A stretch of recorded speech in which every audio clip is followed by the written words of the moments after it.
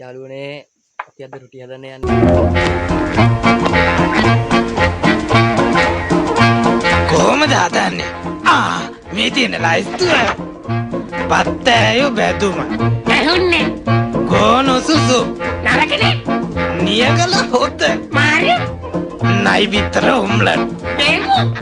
අද විශේෂ පාසහන කේක. අනේ හොඳයි. දෙන්නම් මං අද පප්පලට රජිනට යවනවා කේක් එක ලස්සන පාටට තියෙන්නට සායම් දානවා බේසමට එකක් මදි දෙකක් දානවා මේ පැණි බෝතලයක් දාලා වයින් ටිකක් කලවම් කරලා පොඩි කජු මත ටිකකුත් තියලා ගම් මිරිසුත් යාමින් දාලා නෑ නැද්ද? පාසානන් ටිකකුත් දාලා සීනි කිලෝ 10ක් දාලා නයි බිත්තර දෙකකුත් දාලා ආදරව පදමට හැඳි ගාලා එක්ක බිත්තර 3ක්ම දානවා රජිනට යවනවා කේක් එක ලස්සන පාටට තියෙන්නට සායම් දානවා බේසමට ලුණු ටිකකුත් දානව නේද? නෑ නැද්ද?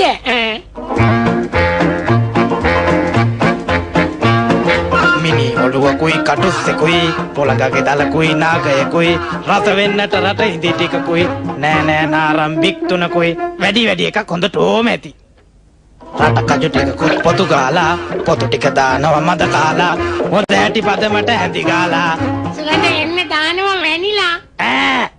දානවා නෙන්නම් ඒ පරණ යන්තම් හරි ගියා.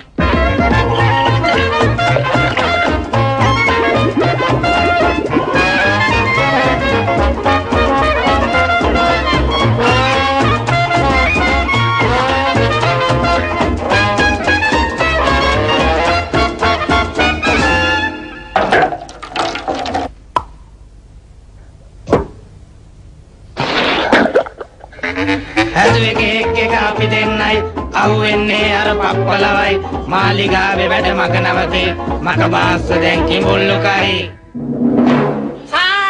රේ තනි දපම කරේ සාසා